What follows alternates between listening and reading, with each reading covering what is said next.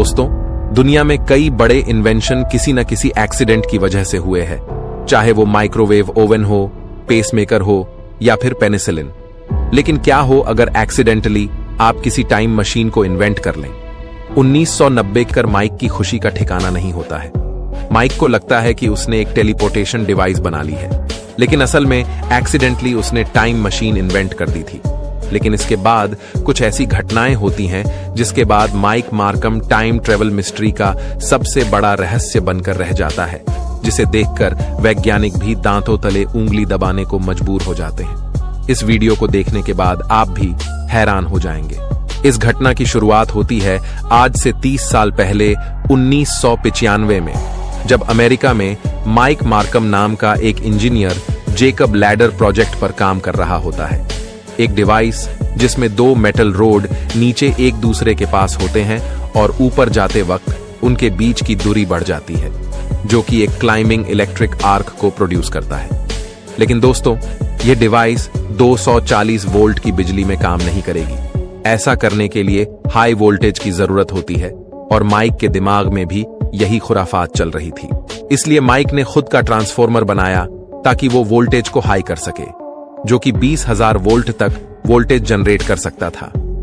Mic ने अब Jacob ladder को अपने ट्रांसफॉर्मर से कनेक्ट किया और साथ ही इसमें लेजर को कनेक्ट किया ताकि वह सराउंडिंग एयर को हीट कर सके, जिससे एक कंटिन्यूअस आर्क जनरेट हो सके। इस प्रोसेस में माइक ने इस लैडर के ऊपर एक स्ट्रेंज चीज देखी। माइक ने देखा कि उसकी डिवाइस के ऊपर 8 इंच बड़ा एक अजीब स्फीयर जैसा कोई एनर्जी ब्लोब है। माइक ने सोचा कि शायद यह डेंजरस हो सकता है, इसलिए टेस्ट करने के लिए उसने उसमें एक मेटल स्क्रू को फेंका। लेकिन वह देखता है कि वो स्क्रू अचानक गायब हो जाता है। ये देखकर माइक घबरा जाता है और सोचता है कि शायद यह स्क्रू वेपराइज हो गया होगा। पर कुछ ही सेकंड्स बाद वह स्क्रू रूम में काफी दूर जाकर गिरता है। माइक ने कई बार इस स्क्रू को इस एनर्जी फील्ड में फेंका और हर बार यह गायब होकर दूसरी जगह अपीयर होने लगा। इस तरह कई टेस्ट करने के बाद इस जेकब लैडर के कंपोनेंट ओवरहीट होकर बर्न होने लगते हैं। इसलिए माइक इसे फिर से रीडिजाइन करता है और इस बार वह 8 फीट बड़ा एनर्जी ब्लॉब बनाना चाहता है, जिसके लिए माइक को कुछ इलीगल हथकंडे अपनाने का आइडिया आता है। दोस्तों, माइक को अपने एक्सपेरिमेंट को बड़ा करने के लिए काफी ज्यादा हाई पावर की जरूरत थी, यानी कि काफी बड़े ट्रांसफॉर्मर्स की, जिससे वो 50,000 वोल्ट तक जा सके। माइक को यह खबर थी कि न्यूयॉर्क में king city Missouri power company में 16 इंडस्ट्रियल ट्रांसफॉर्मर्स यूं ही पड़े हैं जिनका कोई यूज नहीं हो रहा। इसलिए माइक अपने दोस्तों के साथ दिन दहाड़े वो ट्रांसफॉर्मर अपने घर ले आया और कुछ ही हफ्तों में माइक ने अपनी डिवाइस का एक बड़ा वर्जन तैयार कर लिया, जिसकी मेटल रॉड्स 4 फुट लंबी और 1/2 इंच मोटी थी। अब माइक ने अपनी मशीन को टर्न ऑन किया और फिर एक तेज स्पार्क हुआ और सब जगह अंधेरा हो गया और पावर बंद हो गई। माइक ने बाहर देखा तो उसे पता चला कि उसकी करतूत से पूरे एरिया की बिजली गुल हो गई है। लेकिन कुछ देर में बिजली वापस आई और माइक ने फिर से अपनी मशीन ऑन की और इस बार माइक ने देखा कि उसकी डिवाइस ने कई फीट बड़ा वॉर्टेक्स एनर्जी फील्ड बना दिया था। अब माइक ने फिर से कुछ ऑब्जेक्ट्स को इस एनर्जी ब्लॉब में फेंका, लेकिन इस बार ये ऑब्जेक्ट्स डिसअपीयर तो हो रहे थे लेकिन वापस नहीं आ रहे थे। ऐसे में माइक को कोई आइडिया नहीं था कि ये सब क्या हो रहा है। माइक के दोस्तों ने इस बार कुछ बड़े ऑब्जेक्ट्स यानी सोफे को इस एनर्जी फील्ड में डालकर देखा, लेकिन तभी कोई दरवाजा खटखटाता है और दरवाजा खोलते ही माइक देखता है कि उसके स्वागत में पुलिस खड़ी है उसे अरेस्ट करने के लिए। तो दोस्तों, माइक ट्रांसफॉर्मर चोरी करने की वजह से अरेस्ट हो जाता है, लेकिन अब इस इंसिडेंट के बारे में सबको पता चल जाता है और माइक काफी फेमस हो जाता है। जेल के अंदर माइक के दिमाग में बस एक ही चीज चल रही थी, वो थी टाइम मशीन। कुछ दिन बाद माइक की किस्मत चमकती है और एक दिन अमेरिकन रेडियो शो के ओनर आर्ट बेल को माइक के बारे में पता चलता है। माइक के जेल से छूटने के बाद माइक एक हीरो बनकर आता है आर्ट बेल के रेडियो शो में, जहां वो अपनी टाइम मशीन के बारे में बताता है, जिसे सुनने के बाद कई लोग माइक को फाइनेंशियली सपोर्ट करने की बात करते हैं। अब माइक एक और बड़ी और स्टेबल टाइम मशीन बनाने की सोचता है, जिसके लिए वह कई वैज्ञानिकों से भी डिस्कस करता है। कई फिजिसिस्ट माइक को रोटेटिंग मैग्नेट्स का यूज करने की सलाह देते हैं, ताकि वह अपनी मशीन को बेटर कंट्रोल कर पाए। दोस्तों, साइंटिस्ट्स के अनुसार टाइम ट्रेवल सच में पॉसिबल है।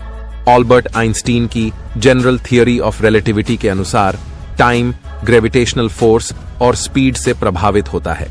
जब कोई ऑब्जेक्ट लाइट की स्पीड को अप्रोच करने लगे तो उसके लिए टाइम धीरे चलने लग जाता है, और जब ग्रेविटेशनल फोर्स काफी ज्यादा हो जाए तो वह स्पेस टाइम फैब्रिक को ही काफी कर्व कर देता है, जिससे वहां टाइम स्लो होने लग जाता है, जैसे कि ब्लैक होल्स के आसपास टाइम स्लो चलता है। वैज्ञानिकों ने एक्सपेरिमेंटली इस बात को साबित किया है कि कैसे हमारी पृथ्वी के ऊपर और ग्राउंड पर टाइम का फ्लो अलग अलग है। लेकिन माइक मार्कम की टाइम मशीन न तो हाई स्पीड पर काम कर रही थी, न ही हाई ग्रेविटेशनल फोर्स की मदद ले रही थी। माइक का कहना था कि उसकी टाइम मशीन इलेक्ट्रोमैग्नेटिक फोर्स की मदद से स्पेस टाइम को अफेक्ट करके किसी तरह इस टाइम पोर्टल को ओपन कर पा रही थी, और इलेक्ट्रोमैग्नेटिक फोर्स ग्रेविटेशनल फोर्स से खरबों गुना ज्यादा पावरफुल फोर्स है। ऐसे में जिस ट्रैक पर माइक चल रहा था, रिसर्चर्स के अनुसार एक टाइम मशीन कुछ इसी तरह बन सकती है। इस बार माइक एक काफी बड़ा टाइम पोर्टल बनाने में लगा था। अब अगले 1 साल में माइक एक काफी बड़ी और अपग्रेडेड टाइम मशीन को बनाता है जो 3 अरब वोल्ट पावर जनरेट करती है, और इस बार वह इससे एक काफी बड़े प्लाज्मा टॉर्नेडो को क्रिएट कर देता है। इस बार जब माइक इसमें कुछ बड़े ऑब्जेक्ट्स को डालता है तो वह गायब होकर उसके वेयरहाउस से 100 यार्ड की दूरी पर ईस्ट या वेस्ट डायरेक्शन में जाकर अपीयर होने लगे। यहां आकर माइक सोचने लगा कि यह ईस्ट और वेस्ट में ही क्यों जा रहे हैं। माइक ने सोचा कि शायद इसका रिलेशन अर्थ की मैग्नेटिक फील्ड से है। माइक ने कई चूहों को भी इस एनर्जी फील्ड में डाला और इस तरह 200 टेस्ट करके अपने एक्सपेरिमेंट को वेरीफाई किया। वोल्टेज बढ़ाने और मैग्नेट की स्पीड इंक्रीज करने पर कोई ऑब्जेक्ट कितनी दूर जाएगा ये डिसाइड होता था। लेकिन अब माइक खुद अपने बनाए प्लाज्मा टोर्नेडो में इंटर करने वाला था। वह अपने टाइम ट्रेवल का सपना पूरा करने के लिए किसी भी हद तक जाने को तैयार था, भले ही अंजाम कुछ भी क्यों ना हो। और फिर मैडमैन माइक मार्कम उसमें कूद गया और देखते ही देखते उस फील्ड में गायब हो गया। किसी को नहीं पता कि वो कहां है। जब कई दिनों तक माइक का कोई अता पता नहीं मिलता, तब आर्ट बेल माइक से मिलने उसके वेयरहाउस में पहुंचते हैं, और वहां माइक का कोई नामो निशान नहीं मिलता। वहीं दूसरी तरफ एनर्जी फील्ड से गायब होकर माइक अपने आप को एक खेत में पाता है। लेकिन माइक के साथ एक अजीब चीज होती है। माइक की मेमोरी लॉस हो जाती है। उसे नहीं पता कि वह यहां कहां से आया, कैसे आया। लेकिन कुछ देर बाद धीरे धीरे माइक की मेमोरी अपने आप रिकवर होने लगती है, और उसे पता चलता है कि वह ओहियो में फेयरफील्ड नाम की जगह पर है। और थक हार कर माइक के पास एक ही ऑप्शन बचता है, यानी आर्ट बेल से कांटेक्ट करना। माइक आर्ट बेल के शो पर फिर से आता है और लोगों को अपनी टाइम ट्रेवल घटना के बारे में बताता है, और लोग इस बार फिर से माइक को फाइनेंशियली सपोर्ट करने के लिए रेडी होते हैं। अब माइक फिर से अपनी मशीन को बनाने की सोचता है, लेकिन उसके साथ एक प्रॉब्लम खड़ी होती है। मशीन के बनाए एनर्जी फील्ड में कोई मेटल ऑब्जेक्ट नहीं जाता है। वह या तो तुरंत वापस रीअपीयर हो जाता है या कोई न कोई एक्सप्लोजन हो जाता है। इस वजह से माइक एक ऐसा सिलेंडर बनाता है जिसमें माइक खुद बैठ सके, और किसी फैराडे केज की तरह यह सिलेंडर एनर्जी फील्ड के थ्रू टाइम ट्रेवल कर पाए और अंदर बैठे इंसान को कोई नुकसान न हो। फैराडे केज एक ऐसा सिलेंडर होता है जिसके अंदर इलेक्ट्रोमैग्नेटिक फील्ड एंटर नहीं कर पाती। इस वजह से माइक इसके अंदर एक सेल फोन भी लेके जाता है। अब माइक अपना फोन लेके सिलेंडर के अंदर बैठकर उस एनर्जी फील्ड में एंटर करता है। उसके साथ क्या होगा उसे कुछ नहीं पता, बस उस पर एक ही भूत सवार था कि उसे टाइम ट्रेवल करना है। जैसे ही माइक एनर्जी फील्ड में एंटर करता है, लोगों के देखते देखते माइक उस सिलेंडर के साथ गायब हो जाता है। लोग ये देख के घबरा जाते हैं। किसी को नहीं पता कि माइक क्या करने वाला है, वो वापस आएगा भी या नहीं। अब कई महीने गुजर जाते हैं और आर्ट बेल के साथ कई लोग माइक को ढूंढने की कोशिश करते हैं, लेकिन माइक का कोई पता नहीं चलता। दोस्तों, इस घटना के बाद माइक का आज तक कोई अता पता नहीं कि वो अचानक कहां गायब हो गया। लेकिन कुछ महीनों बाद अचानक एक घटना होती है। आर्ट बेल के रेडियो शो में एक व्यक्ति का फोन आता है और वह बताता है कि उसे 1930 का एक न्यूज़पेपर मिला है, जिसमें बताया है कि एक व्यक्ति मृत अवस्था में एक सिलेंडर शेप के अंदर समुद्र किनारे मिला है। और आश्चर्य की बात यह थी कि उसके पास सेल फोन जैसी डिवाइस भी थी और उस इंसान की शक्ल माइक से मिलती जुलती है। अब 1930 में किसी के पास सेलफोन जैसी कोई चीज तो थी ही नहीं। इसका मतलब था कि माइक टाइम लूप की थ्रू कई साल पास्ट में चला गया था और वहां उसकी मौत भी हो गई।